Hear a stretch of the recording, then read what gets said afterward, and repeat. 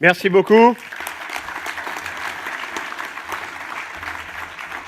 Alors, vous l'avez peut-être vu tout à l'heure pendant que nos amis prenaient la parole. Il y a des dessins. Il y a notre illustratrice, Audrey Bax, qui est là, au premier rang, et qui va nous faire part de son regard aiguisé sur les choses de la viticulture, du vin, mais aussi de l'environnement, et qui saura peut-être parfois mettre le crayon là où ça fait mal. Alors, on va entrer dans... Non, Audrey, ça va bien se passer, il n'y a pas de problème. Ils sont pas méchants, les gens de la vigne, hein, généralement. Comme l'a dit, je ne sais pas, ça serait toujours autour d'une bouteille, donc il n'y a pas de problème. Alors, plus sérieusement, on va entrer dans le vif du sujet, avec tout d'abord les défis imposés par le changement climatique et les conséquences que ça va avoir en termes d'adaptation de la production. Alors, pour en parler, 3 spécialistes. J'appelle tout d'abord Nathalie Olah, qui est ingénieure à l'INRA, co-directrice du groupe de recherche La Cave, Gilles Masson, qui est directeur du Centre de recherche et d'expérimentation sur le vin rosé, et Mario Lafuente, qui est directeur général de Wine Technology Platform of Spain, donc qui nous donnera la vision du réchauffement climatique vu d'Espagne. Vous allez le voir, en Espagne, c'est déjà un problème qui est un problème du quotidien, qui n'est pas un problème du futur. Mais avant de vous donner la parole, mesdames et messieurs, je vous propose de regarder ces quelques images. Nous avons demandé à 2 journalistes nous avons demandé qu'ils nous fassent part de leur ressenti sur le réchauffement climatique. Et en fait, on s'est aperçu d'une chose, c'est que ces 2 journalistes que vous allez entendre, ça fait un bon moment qu'ils travaillent sur le réchauffement climatique, alors que le thème de réchauffement climatique n'était pas encore à la mode, et surtout pas dans le monde de la vigne. Regardez plutôt.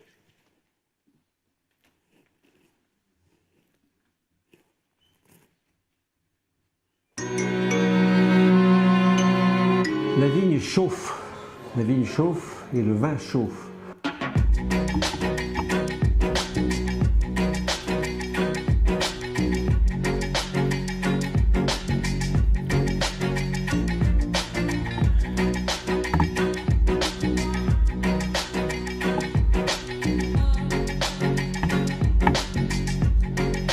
Le problème, c'est que maintenant, on est arrivé à un optimum, c'est-à-dire que jamais le vin n'a été aussi bon, et c'est bien ça le problème. Fort heureusement, les vignerons sont bien au courant du réchauffement climatique et de ses effets sur leurs vignes et sur leurs vins. Il y a de nombreux travaux qui sont en cours pour s'adapter au changement climatique dans les vignobles, par exemple en changeant les cépages, par exemple en changeant les pratiques culturelles. Nathalie Olah, je voudrais qu'avec vous, on plante un peu le décor. Et vous travaillez sur le changement climatique, sur les modifications que ça implique pour les métiers de la vigne. Alors, est-ce que ça va autant changer que cela ? Bonjour à tous.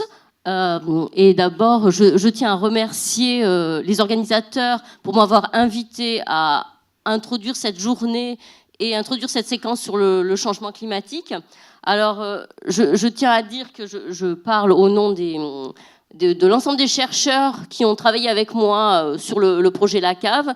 Et pendant cette petite introduction, je vais revenir d'abord sur un certain nombre d'impacts observés et attendus du changement climatique. Et puis, j'évoquerai certains leviers techniques qui peuvent être utilisés pour s'adapter. Donc, quand on pense changement climatique, les modifications les majeures qui ont été observées jusqu'à présent, c'est une élévation des températures. Alors, ce qui a été constaté, c'est environ une augmentation de 1 degré depuis la moitié du XXe siècle et de plus de 1,4 degré en France depuis le début du XXe siècle, avec des disparités, bien sûr, en termes de région. Et lié au fait que la température est le moteur du stade de développement, il y a une avancée de la maturation qui se passe en conditions toujours plus estivales. C'est ce que vous illustrent ces points sur les graphiques, où on voit la température pendant la période de maturation au cours des dernières décennies, avec une augmentation de plus de 3 degrés en Alsace lors des 30 dernières années, de 2,5 degrés à Avignon et de près de 1,5 degré à Bordeaux. Alors, en ce qui concerne la pluviométrie, les tendances sont un peu moins marquées, mais on peut dire globalement qu'il y a une augmentation des précipitations dans le nord et dans l'est, surtout en hiver et au printemps, et une forte réduction un peu dans toutes les régions, mais surtout dans le sud en été. Alors, c'est au-delà des précipitations, ce qui est important de voir, c'est les conséquences sur le bilan hydrique et sur la demande évaporative, puisqu'elle augmente avec la température. C'est ce que vous illustre ce petit graphique de bilan hydrique et de données recueillies sur le bord de la Méditerranée, à Pêche-Rouge, près de Narbonne. Vous avez en haut, en bleu, les précipitations depuis le début des années 90, qui sont surtout marquées par une forte variabilité interannuelle. Et puis la courbe rouge, toujours tout le graphique du haut, qui représente l'évolution de l'ETP.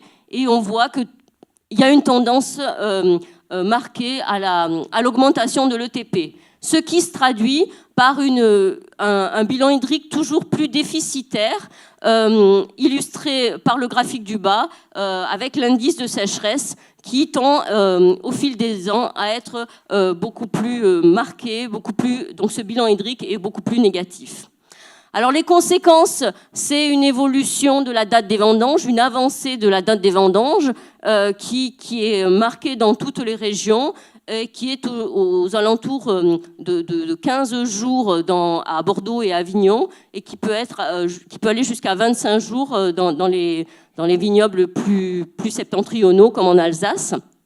Et puis une évolution de la composition des raisins, avec une augmentation régulière de la teneur en sucre et une baisse de l'acidité. Bien sûr, ça a des conséquences sur la conduite des vinifications, sur la conservation des vins. Et au-delà des sucres et de l'acidité, c'est bien l'ensemble de la composition des raisins qui est modifié. Alors comment ça peut se poursuivre? Eh bien, à l'avenir, il faut s'attendre à une évolution selon la même tendance. Ce que représente ce graphique, c'est les évolutions des émissions de gaz à effet de serre, notamment de CO2. Et on voit que si on veut rester dans une augmentation de température inférieure à 2 degrés, eh bien, il faut tout de suite stopper les émissions et même stocker du carbone. Si on ne fait rien, c'est la courbe rouge du haut, c'est le scénario pessimiste, eh bien, on peut s'attendre à des augmentations de température qui iront jusqu'à 5 ou 6 degrés. Avec une traduction en termes de bilan hydrique, ce sont des calculs de la durée de la période de déficit hydrique qui ont été simulés par notre regretté collègue Éric Lebon pour la zone littorale dans le Languedoc. Et il a mis en évidence dans les situations les plus pessimistes une augmentation de la durée de la période de déficit hydrique qui pourrait aller de 37 jours d'ici le 2050 environ, jusqu'à près de 2 mois à la fin du XXIe siècle. Les conséquences, bien sûr, ça sera toujours une avancée de la phénologie. C'est ce qu'illustre ce graphique réalisé par notre collègue Iñaki Garcia de Cortázar à Avignon, où la phénologie, donc le débourrement, la floraison, la véraison et la récolte, illustrées par les petites flèches, ont été simulées pour le milieu du XXIe siècle et la fin du XXIe siècle, par les différentes flèches, en référence à les 30 dernières années du XXe siècle. On voit une avancée qui est de l'ordre de 6 à 10 jours pour le milieu du XXIe siècle, pour tous les stades phénologiques, mais qui peut être bien plus importante et puis qui peut aller jusqu'à 25 ou 30 jours pour la fin du XXIe siècle. Si on superpose à ces données de phénologie les stress climatiques qui peuvent avoir lieu à ces différentes périodes, alors je regrette parce qu'on ne voit pas le bas de la diapositive, c'est un petit peu dommage. Donc ce qu'il faut retenir de cette diapositive, c'est que d'ici 2050, c'est plutôt des stress thermiques relativement importants pendant la phase de maturation auxquels la viticulture devra faire face, et qu'à la fin du XXIe siècle, ces problèmes commenceront dès la floraison et s'accompagneront aussi de problèmes de déficit hydrique marqués. Donc, ce qu'il faut retenir, c'est que on va devoir faire face à des conditions de plus en plus contraignantes pendant la maturation. Donc, pour cela, il faut réagir très vite et il existe des leviers pour s'adapter. Alors, bien sûr, il y a les leviers techniques, vous les avez déjà en tête, au vignoble et à la cave, j'y reviendrai après. Le matériel végétal, ça a été évoqué tout à l'heure en introduction, à la fois les cépages et les porte-greffes, mais aussi il faut penser à la localisation des vignobles, soit au sein d'une zone d'appellation ou de manière plus distante. Et puis tout ce qui concerne l'organisation de la filière, les modes de mise en valeur, la réglementation, et enfin la relation au consommateur est quelque chose de très important pour s'adapter, bien prendre en compte la demande et l'évolution de cette demande. Dans tous les cas, il n'y a pas de solution unique et il faut avoir une approche systémique et également, il faut anticiper et définir des stratégies d'adaptation. Donc maintenant, je vais revenir sur quelques points plus techniques au vignoble, comment s'adapter. Alors, à court terme, je pense que vous avez tous en tête de modifier les modes d'entretien du sol, de modifier éventuellement la charge, ou de régler le rapport feuilles-fruits pour, par exemple, diminuer la teneur en sucre ou diminuer les besoins en eau de la vigne. On peut aussi travailler sur la date de taille.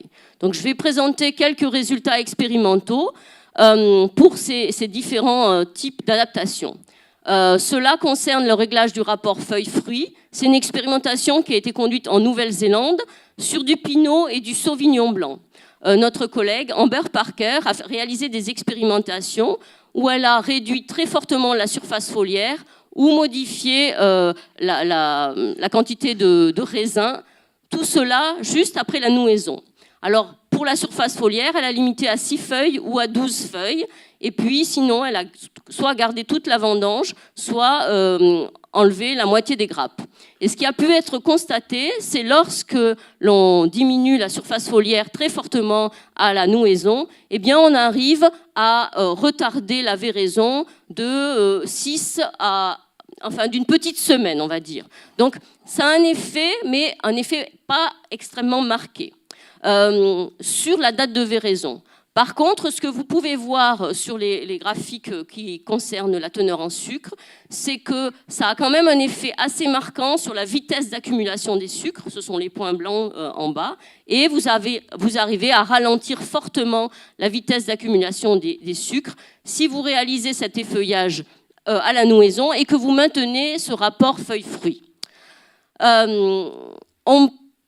On souhaite effectivement essayer de pouvoir retarder la maturation et donc conserver des vendanges toujours à la même, en septembre on va dire, toujours à la même période.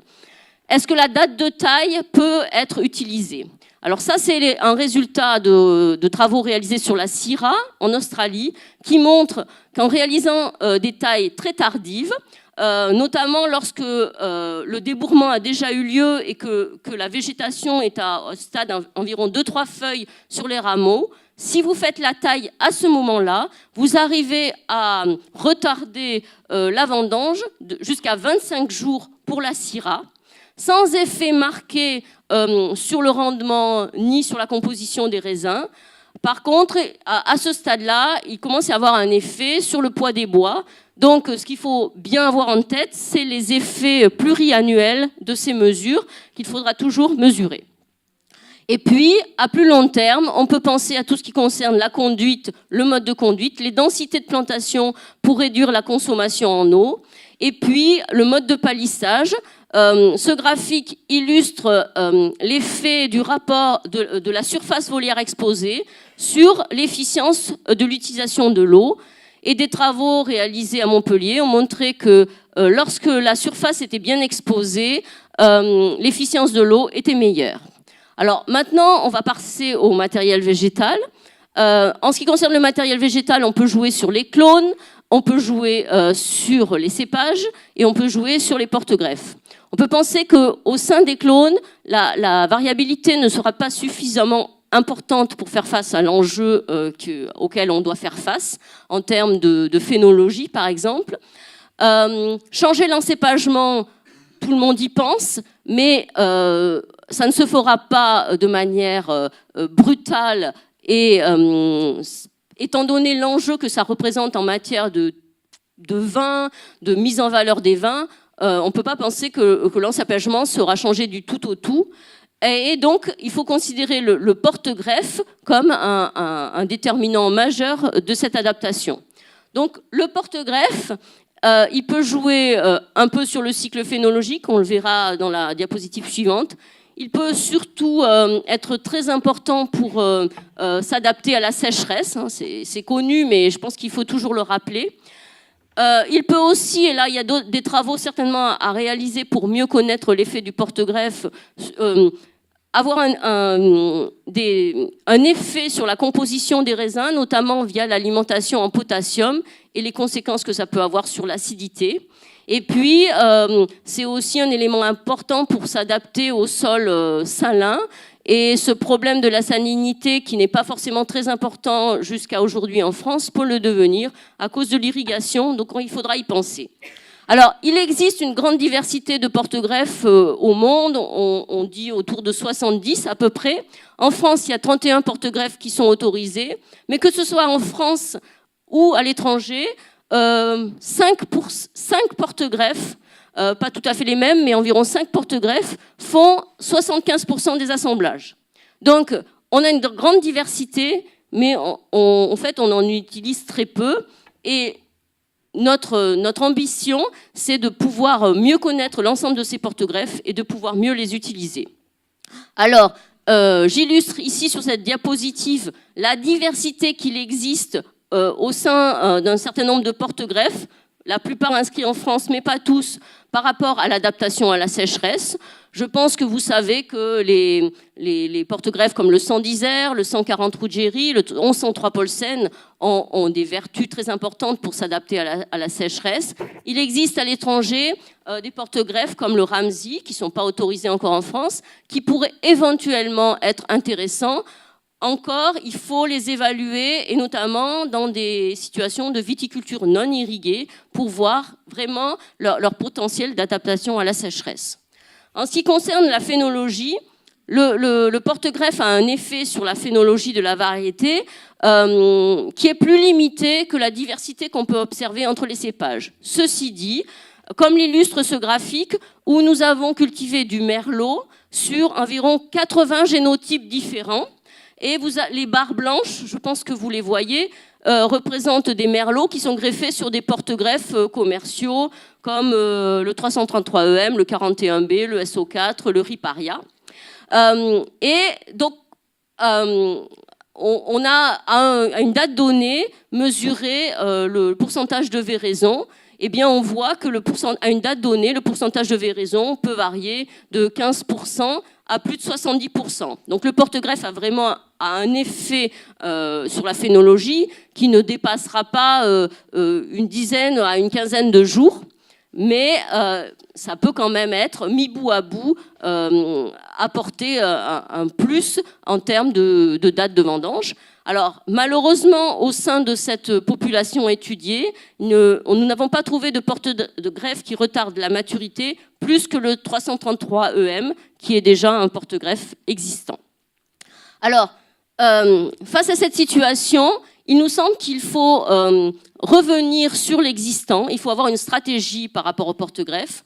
Donc, c'est déjà expérimenter des porte-greffes existants, mais ne pas se limiter aux porte-greffes qui sont déjà inscrits en France. Et c'est la raison pour laquelle, dans mon laboratoire à Bordeaux, nous avons installé un dispositif très ambitieux avec 55 porte-greffes différents, 30 autorisés en France et 25 porte-greffes étrangers, associés à 5 greffons différents, parce que l'effet porte-greffe, il est très dépendant du cépage, et donc il faut étudier les porte-greffes avec différents cépages.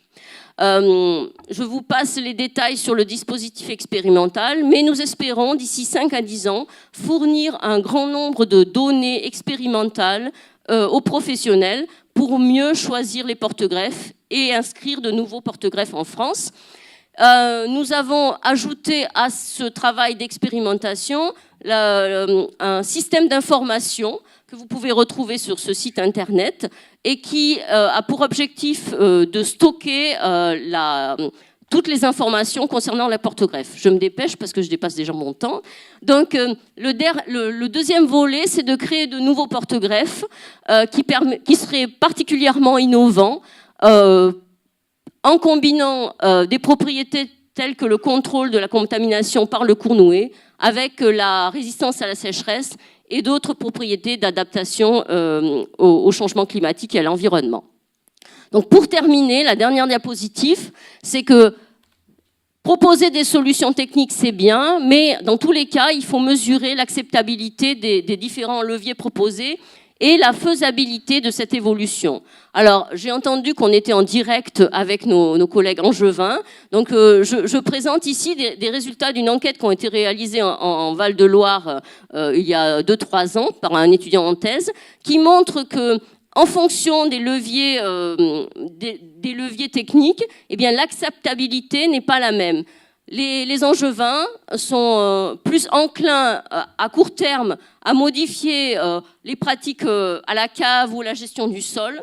Le choix du porte-greffe et le changement des parcelles viennent en pré, et eux, ils n'envisagent pas du tout à court terme de changer les cépages ou d'irriguer. Dans tous les cas, ce qu'il faut, c'est anticiper et se mobiliser collectivement pour ouvrir le champ du possible en travaillant au sein des filières. Et donc, je tiens aussi à remercier Bernard Engelras pour son dynamisme sur ce volet-là, puisque à l'issue du projet La Cave, un groupe national a été formé qui travaille déjà à réfléchir à un plan climat et à des stratégies d'adaptation au changement climatique. Voilà, je vous remercie de votre attention. Merci beaucoup, Nathalie Ola. J'essaierai tout à l'heure de me faire le porte-parole de nos amis qui sont dans la salle pour vous poser 2-3 questions. Mais tout d'abord, Gilles Masson, là on a parlé de la viticulture au sens large. Moi je voudrais qu'on fasse un focus maintenant sur le rosé. Quid du réchauffement climatique et de son impact sur la production de rosé ? Alors, avant de répondre à votre question, bonjour à tous. Je voulais remercier les organisateurs de m'avoir invité. Je voulais remercier Nathalie d'avoir parfaitement campé le décor, ce qui va me permettre de dérouler plus rapidement et de m'adapter à ce sujet donc cher à notre cœur, qui est le vin rosé, en ciblant vraiment sur le rosé, ou du moins en essayant. Et je voulais également présenter mes excuses du fait que l'intervention que je vais faire, elle est très centrée sur le passé, l'actualité et le court terme, et assez peu malheureusement sur le moyen et le long terme, parce que ces sujets, on l'a vu, sont lourds, sont longs, et les travaux viennent d'être engagés. Donc je vais essayer malgré tout d'établir quelques pistes pour le court terme. Alors si on peut passer au diaporama. Vous avez la petite télécommande, voilà, vous avez sur le bouton vert. Parfait. Voilà, je voulais envisager 2 scénarios avec vous, celui où on ne change rien et celui où on s'adapte. Alors vous allez me dire, rien changer, bon, on est là aujourd'hui pour discuter justement du changement, et c'est un peu provocateur d'imaginer une situation où on ne bouge pas au niveau de la filière. Mais malgré tout, cet exercice va me permettre de vous expliquer vraiment le cas particulier du rosé et en quoi il est particulièrement menacé par ce changement climatique. Et puis dans un deuxième temps, on verra bien entendu quelques pistes d'adaptation. Et je voudrais, dans le cas où on ne change rien, évoquer 2 cas, celui du rosé en général et celui des rosés dans leur diversité. Alors le premier point sensible, il y en a 3, me semble-t-il, que j'ai relevé sur le rosé, c'est son caractère énergivore. On sait qu'on utilise beaucoup de frigories pour vinifier ce vin, notamment dans les zones méditerranéennes, et Nathalie nous a expliqué qu'on allait peut-être vendanger de plus en plus tôt et déplacer nos vendanges et nos vinifications à une période encore plus chaude de l'année. Donc ça risque de renforcer ce caractère énergivore, c'est un sujet qu'il faudra traiter et étudier. Le deuxième point que relèvent tous les travaux du programme La Cave, c'est une possibilité de rendement diminué. Ça, c'est un problème pour notre vin, le rosé, parce qu'on a des marchés en demande. des volumes à fournir, à la fois en quantité et en qualité. Alors le rendement en quantité, on voit de suite l'effet que ça produit. Et bien sur la qualité, on sait aujourd'hui que faire des bons rosés, ça ne se fait pas avec des tout petits rendements, ça ne se fait pas avec des vignes qui sont stressées et qui sont contraintes. Donc je trouve que ce problème de rendement posera problème si on ne fait rien.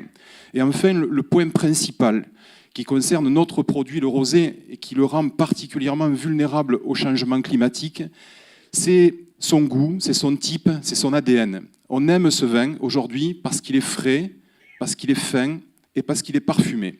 Et le changement climatique risque de nous le changer profondément. On nous annonce une baisse d'acidité, donc quid de cette fraîcheur qu'on apprécie dans ce vin? L'alcool risque d'augmenter et cette buvabilité, comme on dit maintenant, qu'on aime dans ce vin, risque d'être pénalisée. Dans certaines régions, la teneur en polyphénol va augmenter, des vins donc, qui risquent d'être moins fins, et ces couleurs claires qu'on aime beaucoup seront de plus en plus difficiles à élaborer. Et enfin, la question des arômes, donc on a compris que ces grosses chaleurs allaient écraser nos parfums et nos arômes. Or, le rosé, il est reconnu pour son caractère fruité, pour ses arômes intenses. Donc on touche vraiment à l'ADN de ce vin si on ne change rien. Et puis, je voulais évoquer également la question de la diversité des rosés. On risque de modifier profondément la cartographie des rosés telle qu'elle est répartie dans le monde aujourd'hui.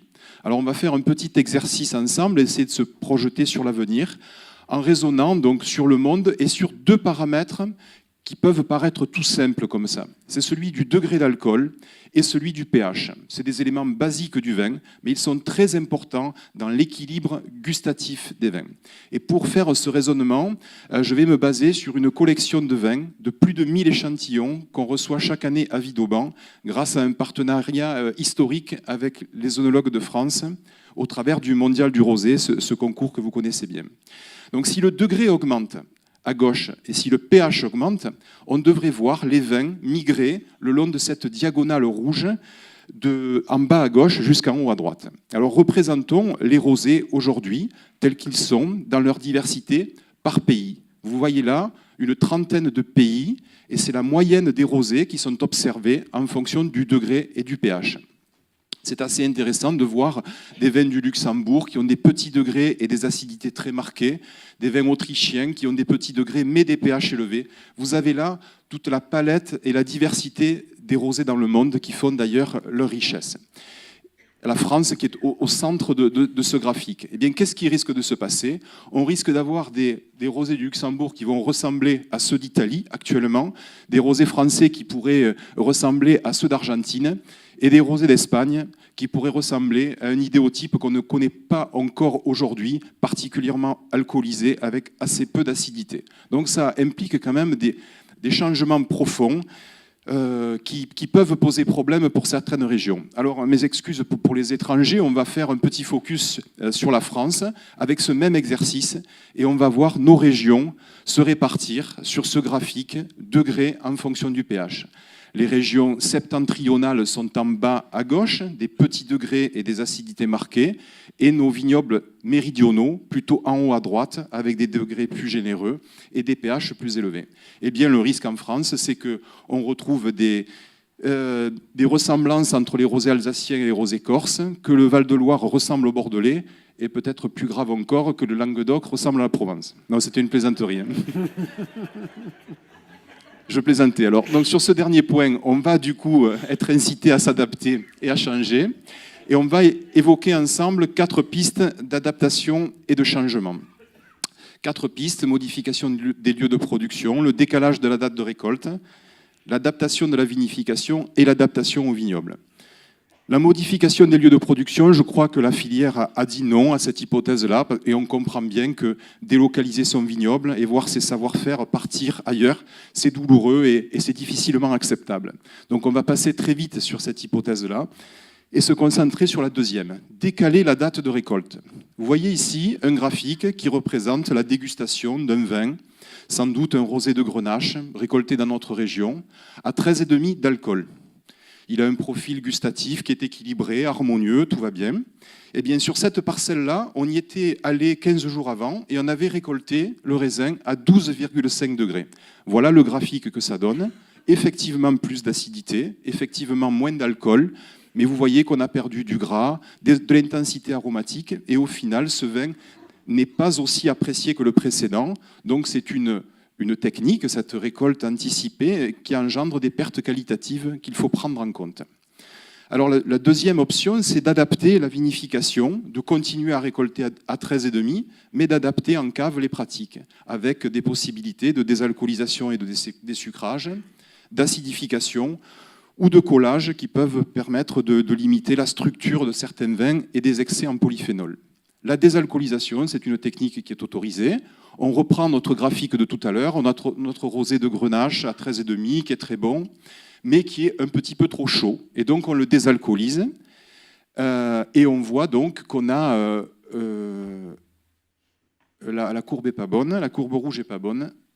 Voilà, donc elle a changé, je suis désolé.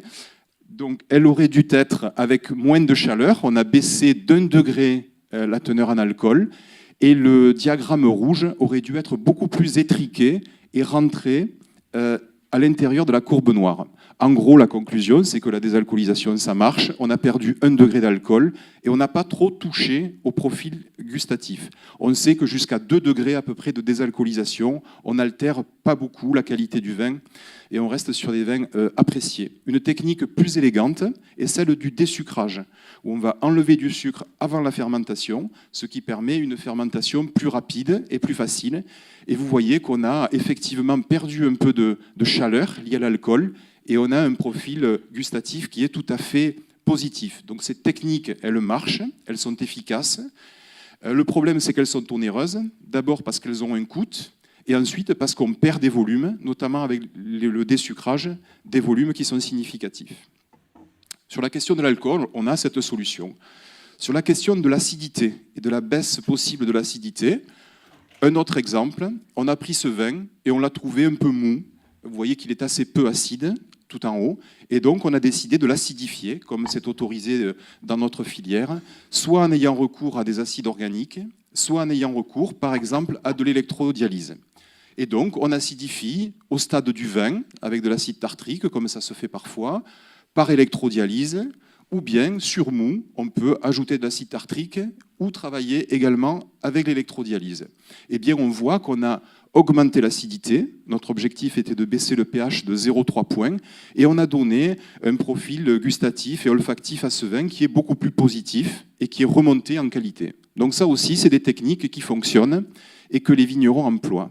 Les emploient-ils d'ailleurs? C'est la question qu'on peut se poser. Est-ce que ces techniques que j'ai évoquées, elles sont employées par le vigneron? Ou bien est-ce qu'il a regardé passer le train sans rien faire? Eh bien, on va essayer de répondre à cette question-là en se basant sur ce graphique, toujours obtenu avec notre fameuse banque de données sur les rosés du monde, unique au monde, 9000 échantillons analysés en 15 ans, venant de 43 pays, toujours sur le mondial du rosé. Et on va regarder sur ce graphique l'évolution du degré.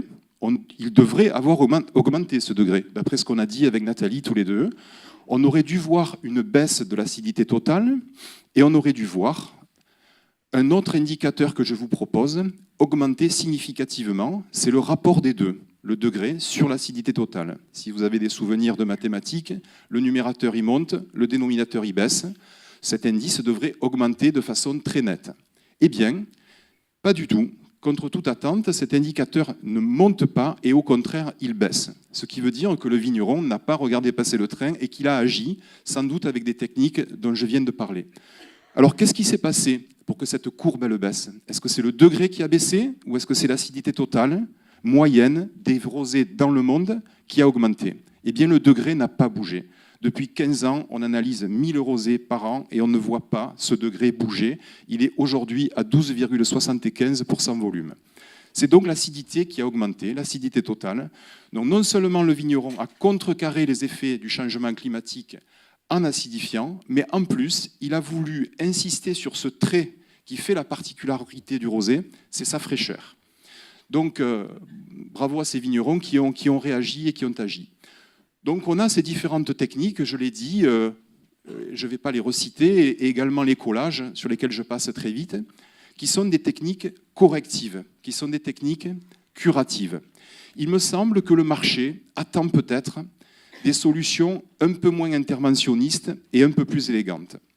C'est la raison pour laquelle on se tourne vers le vignoble pour appeler ces solutions dont Nathalie a parlé il y a 5 minutes. J'évoquerai 2 possibilités d'adaptation au vignoble, l'encépagement et le mode de conduite. La question des cépages nous anime beaucoup aujourd'hui. Et sous le prisme du rosé, on regarde tout ce qui se passe sur les cépages. Des cépages d'hier, parce que certains cépages qui paraissaient un peu trop acides ou un peu trop tardifs il y a 50 ans pour nos grands-parents, eh bien, pourraient revenir au goût du jour et être intéressants, et nous les vinifions en rosé pour en mesurer leur potentiel œnologique. Des cépages d'ailleurs aussi. On a bien compris que certains pays avec des cépages particulièrement résistants à la sécheresse et à la chaleur, eh bien, on les expérimente et on a des résultats encourageants sur certains cépages qui se comportent très bien pour nos vinifications en rosé. Enfin, le chantier le plus important qui est ouvert, ce sont les cépages de demain. Toutes les nouvelles obtentions de variétés résistantes aux maladies et résistantes à la sécheresse, eh bien, on les décrypte à l'aune du vin rosé, on regarde ce qu'il donne également, et on a en particulier un programme important dont vous parlera notre collègue Loïc Lequenf tout à l'heure, dans lequel on est partenaire et qui est spécialement dédié au vin rosé. Le dernier point que je voudrais aborder, c'est celui du mode de conduite. Je vous en dirai pas beaucoup, Nathalie a commencé à en parler, ce sont des chantiers lourds qui vont nous mener loin, et on n'a aujourd'hui qu'assez peu de résultats sur ces questions-là. On a lancé un projet récemment, ici en Provence, sur un système cultural dédié au vin rosé. L'idée, c'est de repenser l'enracinement, la fertilisation, la gestion de la canopée, dans un but d'élaborer des rosés de qualité. On a compris aujourd'hui que le bon grain de raisin qui faisait le bon rosé, ce n'était pas le même que celui pour faire des blancs et des rouges. Ça nous invite donc à une viticulture spécialement faite pour commander ce grain de raisin qui va faire un bon rosé. Alors ce projet-là, et les projets qui vont suivre, c'est une occasion unique de croiser ces nouveaux enjeux environnementaux dont on parle aujourd'hui, du changement climatique et de la transition écologique, avec un principe qui anime tous les passionnés du vin rosé. Ce principe qui fait la force de notre aventure aujourd'hui, c'est que ce vin est élaboré par destination et pas par défaut. Depuis le choix de la parcelle et de sa plantation, en passant par le mode de conduite, la récolte, par cette vinification si particulière jusqu'à la table du consommateur, c'est ce principe-là qui va nous animer dans les programmes de recherche que nous allons lancer. Voilà, merci à mes collègues, restez à Villeauban pendant que je passe du bon temps avec vous à Marseille, et merci à tous. Il faut bien qu'il y en ait quelques-uns qui travaillent quand même un peu. Merci Gilles. Tout à l'heure, j'aurai des questions parce que c'est vrai que quand on parle de vin et de réchauffement climatique, notamment dans les salles de rédaction, il y a des questions qui reviennent. J'essaierai de vous en poser quelques-unes tout à l'heure. Mario de la Fuente, je voudrais que vous nous fassiez part de votre expérience en Espagne parce qu'il y a des régions en Espagne qui sont déjà très concernées par le réchauffement climatique. Alors, expliquez-nous comment ça se passe. Merci, bonjour à tous. Je suis vraiment ravi aujourd'hui d'être ici pour bien m'exprimer sur les défis du changement climatique dans mon pays, en Espagne. Et tout d'abord, merci beaucoup à les organisateurs pour m'inviter aujourd'hui.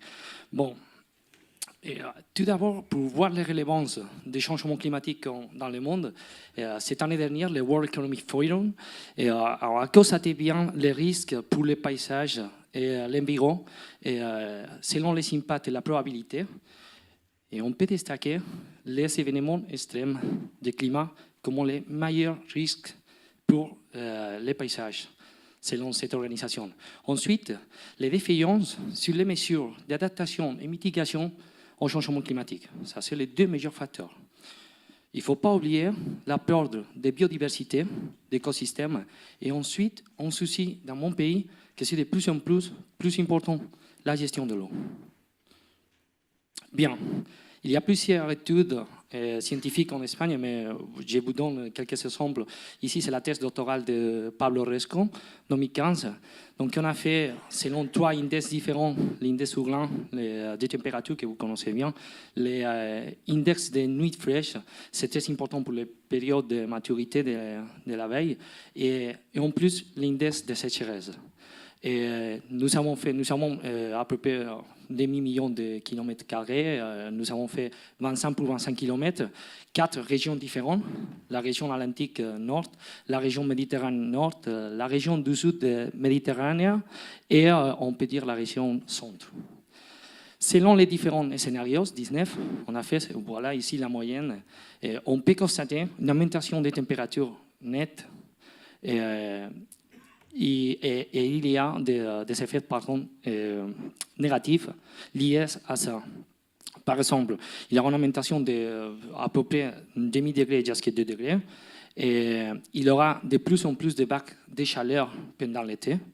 Ça, c'est vraiment important. Ensuite, il y aura des effets positifs. Peut-être qu'il y aura moins de gel de printemps. Et par rapport à l'indice de sécheresse, je voudrais souligner que presque la moitié de l'Espagne, il y aura, selon les différents scénarios, pas trop d'eau disponible pour la vigne pendant l'été. D'accord? Bien. Vous pouvez lire ici les résultats. Selon les auteurs, il y a des mesures d'adaptation qu'on peut faire ou pas selon les différents scénarios que Nathalie a déjà constaté dans la première exposition. Et vous pouvez constater comment il y a des régions comme La Mancha, les sur d'Andalousie, Valencia, Badajoz, etc., qu'il faut faire de très forts efforts pour s'adapter à conditions de changement climatique, n'importe quoi, les scénarios. D'accord? Bien. Il y a plusieurs études en Europe. J'ai mis cette slide pour voir que l'Espagne, ce n'est pas si différent du reste des pays méditerranéens de l'Europe. Et voilà l'étude de Maliero et collaborateurs. On peut voir comment les régions méditerranéennes, il y a à peu près les mêmes effets, n'importe quoi les scénarios.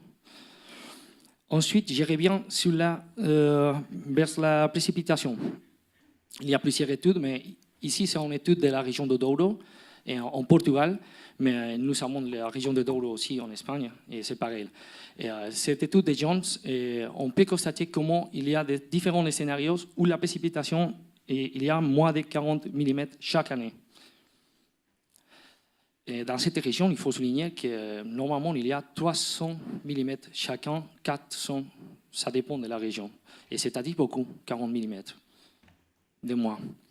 Voilà une étude où on peut constater qu'il y aura des régions selon différents scénarios par rapport à la sécheresse et des régions qui sont notamment aujourd'hui vignerons, Douro, Bordeaux, Bourgogne, Toscana, etc. Donc, on a déjà parlé sur les cépages. Les cépages, on connaît bien, il faut s'adapter à un optimal des températures pour bien s'exprimer par rapport à des arômes, des polyphénols, et voilà. Et vous pouvez voir si les évolutions qu'on peut constater pour l'augmentation des températures. Donc, c'est-à-dire que les cépages comme Tempranillo, Merlot, Grenache, typiques méditerranéens, il faut s'adapter en conditions plus chaudes. Quand j'étais étudiant, normalement, tous les profs de viticulture ont dit écoute, la vigne se cultive parmi les parallèles 20 et 40, et 20 et 50, ça dépend de l'hémisphère. Voilà l'étude des soultes. On peut voir comment, de plus en plus, depuis 2016, il y a des vignobles dehors ces limites. Donc, c'est-à-dire qu'aujourd'hui, on discute selon ces limites, les conditions changent, et pourquoi pas penser qu'il y aura un changement de vignobles dans l'avenir. Bien, en Espagne, si on fait l'exercice de voir l'évolution des surfaces, des cépages, je me focalise sur les cépages noirs et sur les cépages qui sont plus utilisés pour faire des vins rosés en Espagne. Les Tempranillo, pour nous, c'est le cépage drapeau, on peut dire, c'est la base des cépages noirs, à peu près 200 000 hectares, et on ne change pas trop depuis 1985 jusqu'à les derniers rapports de 2015. Mais par contre, il y a des cépages comme Bobal, Garnacha, Monastrell, Syrah, Merlot, qu'il y a une très forte diminution des surfaces par rapport à 1985. Peut-être qu'il faut s'adapter pour maintenir la quantité de vin que faisons normalement en Espagne, des vins noirs, mais surtout des vins rosés. Bien, quelques chiffres sur le vin rosé en Espagne. Vous savez, l'étude de l'AOIV de 2014 sur le vin rosé, c'est le focus du vin rosé au niveau mondial.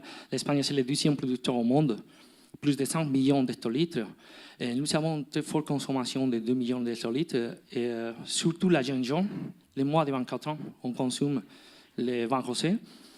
Et ensuite, nous sommes les principaux exportateurs de vin rosé dans le monde, à peu près en quota, on peut dire, de la moitié du volume exporté. Donc pour nous, c'est important aussi. Bref, on peut résumer les causes et ses faits. Il y aura une augmentation moyenne de la température en Espagne jusqu'à 2050, comme je viens de dire. Le raccourcissement du cycle de la vigne, on ne rentre pas dans les détails, on a déjà parlé de ça très bien Nathalie dans la première intervention. Augmentation des événements climatiques extrêmes, vagues de chaleur notamment. Grêle de printemps, je vous avais dit que normalement il y aura une petite diminution. Et forte pluie, ça c'est important comme nous avons constaté déjà malgré l'année 2018 à Mallorca. Grande variabilité de la pluviométrie avec baisse de précipitations saisonnières, sécheresse prolongée, surtout pendant les cycles végétatifs de la vigne en été. Donc, il y aura une altération géographique des vignobles. Je suis vraiment désolé, mais nous ne pourrons pas trop bouger les vignobles vers la côte atlantique parce qu'il n'y a pas trop d'espace pour nous, comme on a dit avec Enol en 2014. Mais bon, tu verras quand même le lieu peut-être plus proche à la mer, je ne sais pas. Mais surtout, ce qu'il faut faire, comme j'ai souligné beaucoup aujourd'hui, c'est la gestion de l'eau. Pour nous, c'est très important. Il y aura moins d'eau de plus en plus et il faut la bien gérer. Il faut prendre en compte que ce n'est pas seulement la vigne qui s'adapte au changement climatique, c'est tout. Donc, les maladies et la révision s'adapteront. Donc, ça, il faut voir comment on va gérer les maladies dans l'avenir.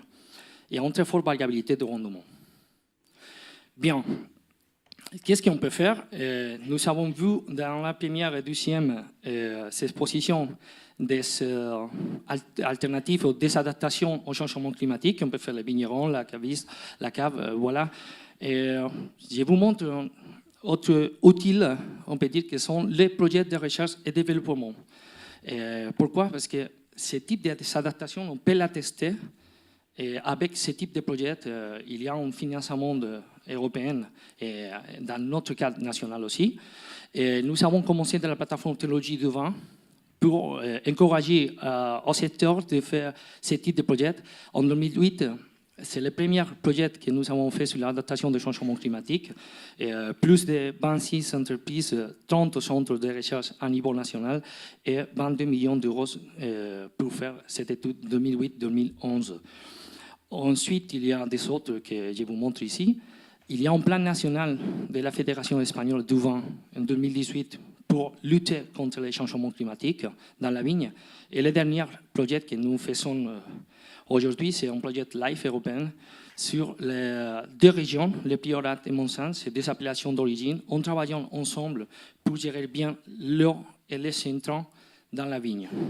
Je vous donne les liens pour approfondir un peu. En définitive, la plateforme Technologie du vin va être le leader de la recherche et développement dans le secteur vitivinicole espagnol. Nous sommes aujourd'hui plus de 155 associés et on a fait la promotion de 50 projets de recherche et développement, donc c'est-à-dire plus de 47 millions d'euros de financement public demandés. On avait réussi aujourd'hui 15. Mais par nous, ce n'est pas un mal cru, on peut dire, c'est un bon cru 2018 parce que nous avons financé 26 projets, dont plus de 8 millions d'euros dédiés seulement au changement climatique. Pour finir mon intervention aujourd'hui, je voudrais partager avec vous les axes prioritaires pour la plateforme dans l'avenir dans ce projet de recherche. Nous avons parlé de l'évolution des maladies dans la vigne. On veut faire un nouveau projet national sur les maladies du bois. C'est un vrai souci pour nous. Peut-être on essayait de faire un réseau d'observatoires, en base de données, un website interactif, voilà. Encourager des projets qui donnent des indicateurs clés sur des émissions, l'atténuation des émissions, Et, par exemple, la relation dans les bilans carbone, de stockage de carbone dans les sols de vignobles, il n'y a pas trop d'études sur ce point. Et nous avons fait une application cette année à programme LIFE, ce projet, LIFE Clever Winery. L'empreinte hydrique, et vous avez dit que pour nous c'est prioritaire, donc tous les projets avec la calculation, modélisation, récupération, réutilisation de l'eau, pour nous sont prioritaires. Et enfin, les applications de produits phytosanitaires, quand on parle de la gestion de l'eau, on ne peut pas laisser dehors la gestion des phytosanitaires, optimisation alternative dans la vigne et dans la cave.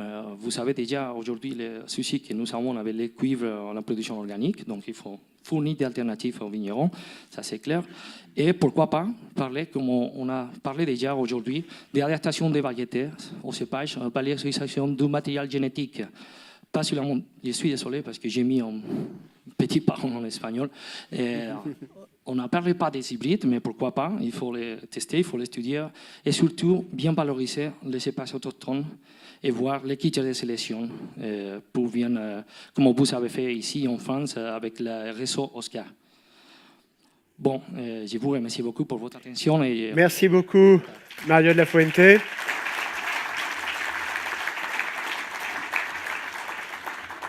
J'aurai aussi plein de questions à vous poser tout à l'heure. Nathalie, je voudrais qu'on commence ensemble. Tout à l'heure, dans votre présentation, vous disiez oui, il y a des cépages, des porte-greffes qui ne sont pas autorisés. On a bien compris qu'aujourd'hui, pour faire face aux enjeux du réchauffement climatique, du dérèglement climatique, on est dans une logique de course contre la montre. Est-ce qu'il va falloir accélérer le processus, j'allais dire, entre guillemets, d'homologation des porte-greffes? Et là, je sais que je vais vous demander de quitter un petit peu votre neutralité scientifique pour être peut-être un peu plus, j'allais dire, technique, politique peut-être. Je ne sais pas si je peux m'autoriser à cela. Il y a déjà des avancées parce que, par exemple, alors, si on parle cépage, l'INAO a déjà pris des mesures pour pouvoir rendre la possibilité d'expérimentation de cépages non autorisés dans une appellation pour s'adapter à la fois au changement climatique et à la réduction des intrants phytosanitaires. Donc, il y a une avancée en termes d'encépagement. Les porte-greffes, eux, ne sont pas réglementés dans les appellations. Et donc, c'est principalement le ministère qui inscrit des porte-greffes. Alors, il faut d'abord les expérimenter parce que c'est important. Alors, il y a peut-être effectivement une réflexion à mener sur la réglementation pour l'inscription en utilisant, si on utilise par exemple, on veut inscrire des porte-greffes étrangers, ils sont généralement connus à l'étranger, on pourrait envisager de se dire, on utilise les données existantes à l'étranger, les connaissances existantes, et puis, une sorte de reconnaissance mutuelle. Une reconnaissance mutuelle, sans forcément garantie de résultats en France. C'est-à-dire que quand on les a pas, tant qu'on ne les a pas étudiés avec un grand nombre de cépages français, sachant qu'à l'étranger, souvent, ce sont des cépages français qui sont utilisés, bon, on ne peut pas garantir le résultat. Et aussi, vis-à-vis des conditions de production, des tailles plus sévères ou l'absence d'irrigation, par exemple, là, on ne peut pas forcément garantir de résultats. Mais effectivement, on pourrait envisager peut-être des conditions assouplies pour pouvoir proposer de nouveaux porte-greffes à l'échelle de 5 ans au lieu d'attendre 10 ans. Et ces porte-greffes, ils pourraient venir d'où? De l'Europe proche, d'Espagne, d'Italie, que sais-je encore, ou de beaucoup plus loin, des zones, je pense par exemple au Maroc ou ailleurs? Alors non, il y a un potentiel. Alors, ces porte-greffes, ils ont été créés et sélectionnés dans des pays très viticoles. Alors, il y a eu de la création et il y en a toujours aux États-Unis.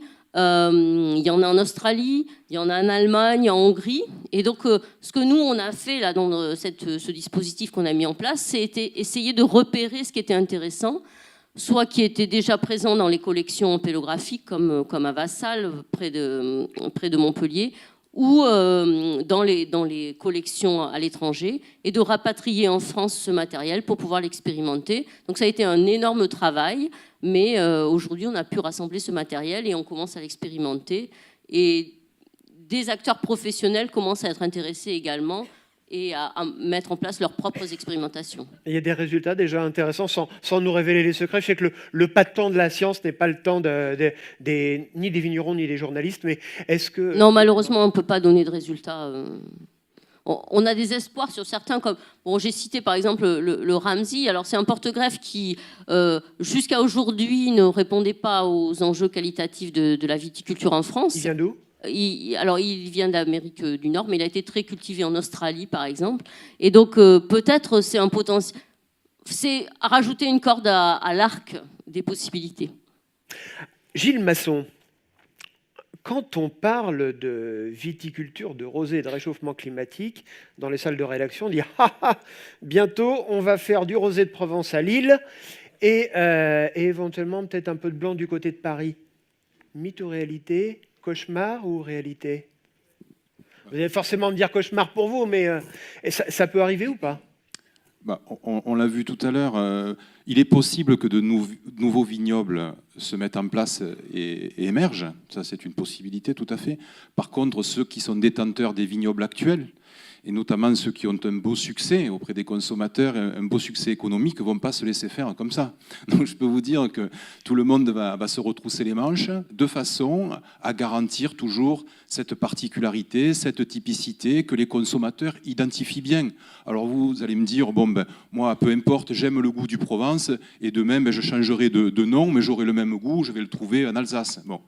Donc, je le redis, on ne se laissera pas faire. Et puis, c'est faire fi quand même d'un système, le consommateur, il associe, il y a un marché, il y a un produit, il y a une origine. C'est très important, ça s'est ancré dans la tête des consommateurs. Donc on ne va pas démonter ce modèle-là comme ça par un simple coup de crayon.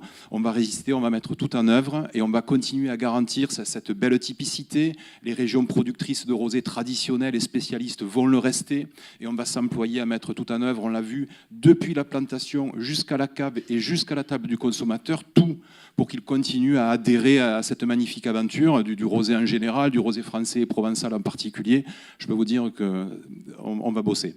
Mais ce réchauffement climatique, en dehors des questions environnementales, il risque aussi d'avoir des conséquences économiques parce que qui peut interdire demain un producteur dans la région de Lille ou du côté de je ne sais pas moi, de Normandie, de Rouen par exemple, de faire du rosé. Et là, on se retrouvera avec un marché du rosé complètement explosé. Oui, alors peut-être j'ai été un peu vite tout à l'heure en disant il y a des vignobles qui vont émerger. En France en particulier. On a vu les Anglais faire quelque chose qui ressemble à un champagne. Enfin, c'est pas vraiment du champagne, mais bon. À l'étranger, il peut se passer des choses. En France, on a quand même une réglementation qui protège bien tout ça. On ne va pas faire n'importe quoi, ça va être extrêmement progressif. Alors, Mario, tout à l'heure, sur un des graphiques que vous nous avez présenté, on voyait les différences de cépage par cépage. On s'apercevait que certains cépages étaient moins produits depuis quelques années. Est-ce à dire que certains cépages, en Espagne peut-être, mais en France aussi, certains cépages vont disparaître ? Est-ce que ce n'est pas un risque, ça ? Oui, il y a un risque, bien évidemment, mais on n'espère pas. On n'espère pas. Et pour moi, le plus important, c'est de s'adapter. C'est vrai qu'il y a des données dans les sud de l'Espagne, de quelques régions qui ont arraché pas mal de tarias de vignes. Elles sont plutôt des cépages que j'avais montrés. Mais par contre, il faut prendre des alternatives et des adaptations, des stratégies d'adaptation, comme Nathalie et Gilles on a montré. Et il faut le prendre, il faut s'adapter pour éviter cet effet. Bien évidemment qu'on peut bouger des lieux, les vignobles, mais ça sera, je pense, la dernière alternative par rapport à la facilité. Et il y a des autres qui sont plus simples, et il faut tester, il faut s'avancer sur ça. Et on parlait de cépages qui pouvaient disparaître, mais est-ce qu'il y a aussi des régions viticoles en Espagne qui pourraient, alors je ne sais pas disparaître, mais se retrouver en difficulté et comme en France, comme on le disait avec Gilles, avoir des nouvelles régions viticoles ? Oui, pourquoi pas. On parle toujours que les changements climatiques, c'est changement, donc c'est-à-dire qu'il y aura des opportunités par quelques régions, mais il faut prendre en compte que ce n'est pas seulement une question environnementale. Vous avez parlé dans ce moment de la question environnementale et économique, mais en plus, il y a des autres piliers qui sont les sociétales et sociaux, et en plus les piliers culturels. Il ne faut pas oublier qu'il y a plus de 14 régions dans le monde qui sont reconnues par la UNESCO comme patrimoine de l'humanité. Donc ça, elles sont des régions viticoles. Et j'aurais une autre question à vous poser à tous les trois. là, on était vraiment dans des discours de techniciens, de spécialistes. Je ne suis pas sûr aujourd'hui que le consommateur moyen soit prêt à intégrer ça, parce que dès qu'on commence à lui parler de progrès en termes, au sens large, d'agriculture, il commence à sortir les lance-roquettes en disant qu'est-ce qu'ils sont en train de nous faire. Est-ce que une des difficultés ne va pas être l'acceptabilité sociétale de ces bouleversements dans la viticulture, Nathalie?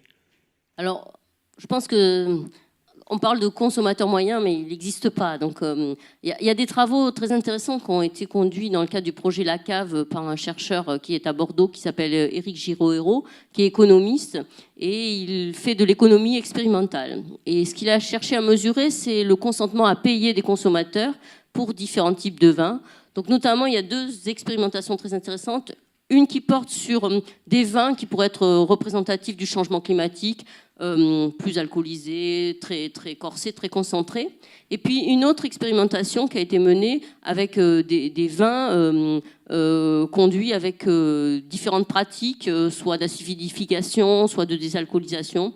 Et je crois qu'il y avait aussi des expérimentations sur l'utilisation de l'irrigation. Et là, on peut bien mesurer quels sont les paramètres. Alors, je ne vais pas vous faire une réponse blanc ou noir. On peut bien mesurer quels sont les paramètres importants pour les consommateurs. La teneur en alcool des vins est un paramètre qui est lassant. À première dégustation, ces vins plaisent. Mais dans l'acte répété de consommation, même à plusieurs jours d'intervalle, ils peuvent lasser. Et donc ça, c'est un élément qui pointe du doigt que c'est quand même inquiétant. Et donc il faut faire quelque chose. Et concernant la mise en œuvre de certaines pratiques, eh bien, finalement, il n'y a pas tant de rejet que ça, et ça dépend beaucoup des consommateurs. Le consommateur, il constate surtout ce qu'il y a dans la bouteille, mais il n'est pas forcément très au fait déjà de la manière dont il est élaboré. Donc je pense que là, il faut être attentif, mais je pense qu'il n'y a pas trop d'inquiétude. Enfin, ce que je pense. Gilles, pour être très clair, pour les producteurs de rosé, vous allez devoir de toute façon refaire encore plus de pédagogie dans l'avenir pour expliquer ce qui va changer, parce que le consommateur le saura à un moment ou à un autre, il en entendra parler par les médias, par les réseaux sociaux, et donc il faudra forcément décoder. Tout à fait. Cette question de communication, vous êtes bien placé pour le savoir, elle est extrêmement importante, et on va s'appliquer à expliquer tous les changements qu'on propose. Surtout dans la mesure où ce sont des techniques qui sont nobles qu'on va mettre en œuvre. On n'est pas là pour essayer de contrecarrer les problèmes à grand renfort de chimie et de produits. On est là pour essayer de penser à des solutions nobles. On l'expliquera et je suis persuadé que ce sera bien perçu. Il faut faire un cas particulier du vin rosé, qui est un vin original, qui est un vin libre, qui permet des innovations, et des innovations nobles, bien sûr. Et je peux vous dire qu'on ne se privera pas, dans cet univers du vin rosé, d'innover également et d'aller encore plus loin. Bon, et puis si j'ai bien compris, c'est pas demain encore que j'aurai du rosé dans les Hauts-de-Seine. Merci beaucoup, Nathalie, Gilles, Mario.